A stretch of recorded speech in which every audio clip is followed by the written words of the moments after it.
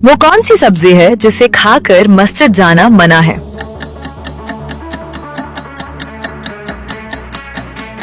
सही जवाब प्याज। अगला सवाल, वो कौन सी सब्जी है जो जमीन के अंदर उगती है?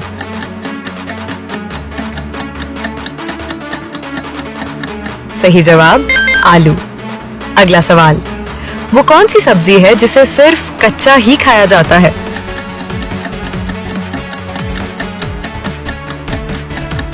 अपनी जहानत से इसका जवाब कमेंट सेक्शन में दें। अगला सवाल, वो कौन सी सब्जी है जो वजन कम करने में मददगार समझी जाती है?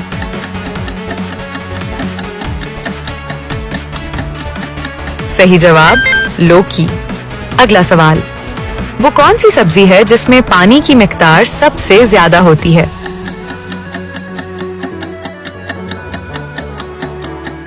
सही जवाब खीरा।